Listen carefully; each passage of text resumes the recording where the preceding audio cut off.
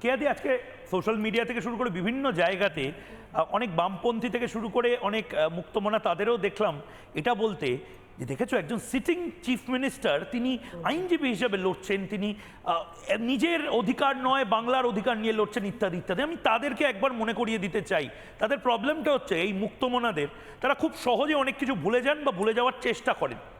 আমি একবারও দেখিনি যেভাবে অভয়ার বাবা আমাদের এখানে একদম ক্যাটাগরিক্যালি বললেন যে ভালো হতো যদি মমতা বন্দ্যোপাধ্যায় নিজে মামলাটা লড়তে পারতেন অভয়ার জন্য, এর পরের বার ওনাকেই হায়ার করার চেষ্টা করব যখন হিয়ারিংয়ের ডেট পড়বে। আমি কেয়াদি আপনার কাছে যাওয়ার আগে কয়েকটা ছবি দেখাতে চাই। আমি ফুল ফ্রেমে এই বাংলারই একটি মেয়ের ছবি দেখাবো যে প্রতিবাদে রাগে অভিমানে দুঃখে মাথা কামিয়ে ফেলেছিল। সেই ছবিটা এই মুহূর্তে দেখব। ওর জন্য মমতা বন্দ্যোপাধ্যায় কোনোদিন বা চাকরি প্রার্থীদের জন্য কোনোদিন মমতা বন্দ্যোপাধ্যায় সুপ্রিম কোর্টে অ্যাডভোকেসি করতে যাননি। মমতা বন্দ্যোপাধ্যায় এই ছবিটা দেখার পরেও একবারও ডেকে ওনাদেরকে বলেননি যে আমি সুপ্রিম কোর্টে তোমাদের জন্য লড়বো। উল্টে পার্থ চট্টোপাধ্যায়দেরকে বাঁচানোর জন্য মমতা বন্দ্যোপাধ্যায় সুপ্রিম কোর্টে লড়েছিলেন। এর পরের একটা ছবি দেখাবো কেয়াদি, এর পরের একটা ছবি যেটা টাকার পাহাড়ের ছবি। শুনি এই মেয়েটির জন্য মমতা বন্দ্যোপাধ্যায় আইনজীবী হিসেবে লড়েননি।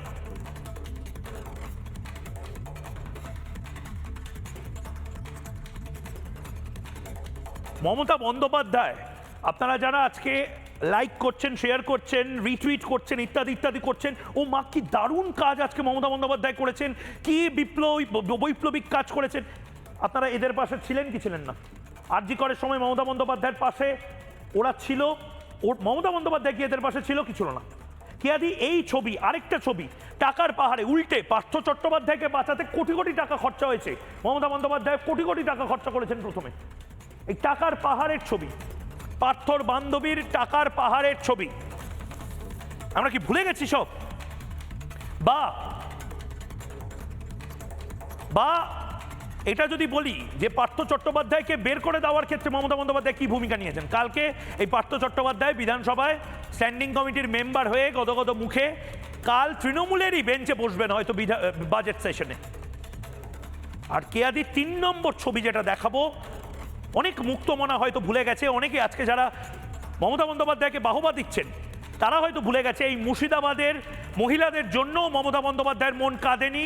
মমতা বন্দ্যোপাধ্যায় এই মহিলা, এই ভদ্র মহিলা যারা বারবার বলেছেন যে আমরা হিন্দু হয়েছি বলে এরকম অত্যাচার করছে, কই তাদের জন্য তো একবারও সুপ্রিম কোর্টে যাননি মমতা বন্দ্যোপাধ্যায়, পুলিশ মন্ত্রী তো নিজে। আমরা ভুলে গেছি সব। শুনুন।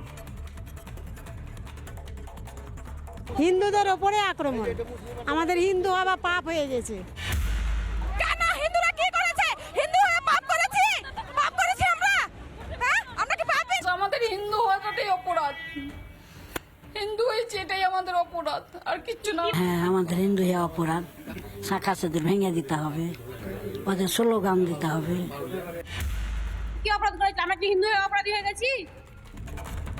কেয়াদি, আমার রাগ বা মানে ক্ষোভ রাজনৈতিক নেতাদের ওপর হয় না, আমার হয় এই সোশ্যাল মিডিয়া যোদ্ধা যারা বিভিন্ন সময় মুক্তমনারা হঠাৎ করে না বিভিন্ন কিছু নিয়ে। দেখেছো কি সুন্দর মমতা বন্দ্যোপাধ্যায় আজকে লড়াইটা লড়লেন আমার জন্য। কিসের লড়াই লড়লেন মমতা বন্দ্যোপাধ্যায় আমাদের জন্য কেয়াদি? আজকে আমি শুনলাম ময়ূক, আমি জানি না কতটা সত্যি মিথ্যে, চিতপুরে খোঁজ নিয়ে দেখুন যে ওদের যে যাত্রাপালা কোম্পানির যে ওই জামা কাপড়ের যে সুটকেসগুলো থাকে তার থেকে একটা কালো কোট বোধহয় মিসিং, খুঁজে পাওয়া যাচ্ছে না, সেটা কোথায় গেছে আমি জানি না। তো এইবারে আসি, দেখুন সত্যজিৎ রায় বেঁচে থাকলে আজকে নির্ঘাত তিনি কতই রঙ্গ দেখি দুনিয়ার পার্ট 2 উনি বার করতেন, কারণ এটা রঙ্গই চলছে। আমরা পশ্চিমবঙ্গের মানুষ সারা বছর ধরে যে রঙ্গ দেখছি, আজকে দিল্লির মানুষ দেখলেন যে আমরা কি সারা বছর ধরে আমরা সহ্য করছি, কি জিনিস আমরা সহ্য করছি সারা বছর ধরে। এইবারে চলে আসি মমতা বন্দ্যোপাধ্যায়, তার আপনি বলছেন যে যারা মুক্তমনা, আমি মুক্তমনা না যুক্তমনা না সুপ্তমনা আমি জানি না, আমি খালি এটুকু বলতে পারি মমতা বন্দ্যোপাধ্যায় খুব ভালো লাগতো যদি উনি ওই 26,000 শিক্ষকদের জন্য সুপ্রিম কোর্টে লড়তেন, এই সিবাল সিংভিদের পেছনে টাকা না খরচ করে আমার আপনার করের টাকা। আমার খুব ভালো লাগতো যদি অভয়ার জন্য উনি সুপ্রিম কোর্টে এই কালো কোট পরে যদি লড়তেন। আমি নিজে অন্য রাজনৈতিক দলেরও আমি তাকে সমর্থন জানাতাম মহিলা হিসেবে। আমার খুব ভালো লাগতো ময়ূক যদি সন্দেশখালীর নিগৃহীতা, দিনের পর দিন নিগৃহীতা, যৌনভাবে তাদের শোষিত যে মহিলা, তাদের জন্য তিনি লড়তেন।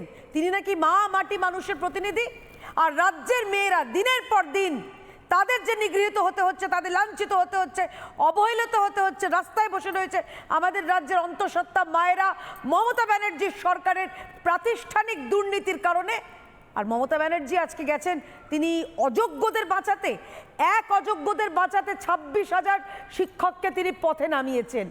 আর এই অযোগ্য ভোটার, যেটা খানিকক্ষণ আগে জগন্নাথ দা বললেন, যারা এই রাজ্যের ভোটার নয়, যারা আমাদের পশ্চিমবঙ্গ তথা ভারতবর্ষের ভোটার নয়, যারা মৃত, যারা পশ্চিমবঙ্গে থাকে না, যারা হয়তো অন্য দেশের নাগরিক, তাদের বাঁচাতে উনি আজকে ছুটেছেন দিল্লি।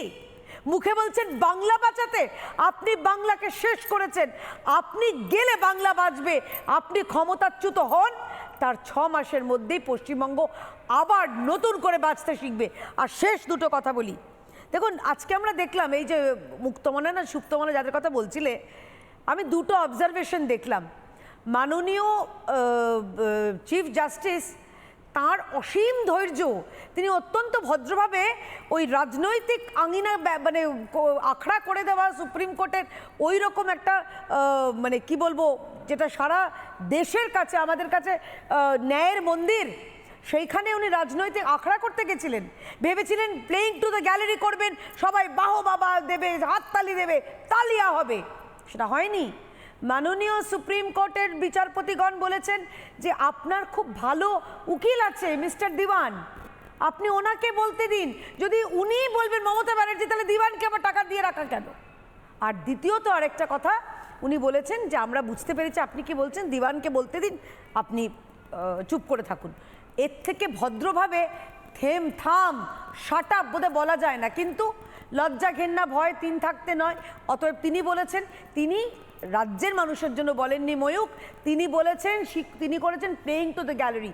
এটা রাজ্যের মানুষ জেনে গেছে, কারণ তিনি যে শুধু এবং শুধুমাত্র অযোগ্য ভোটার, অযোগ্য চাকরি প্রার্থী, ওই অযোগ্য বিধায়ক পার্থ চট্টোপাধ্যায় যার কথা বললেন, বা কালু, আলু, বালু, লালু, এদের জন্য তার প্রাণ কাঁদে।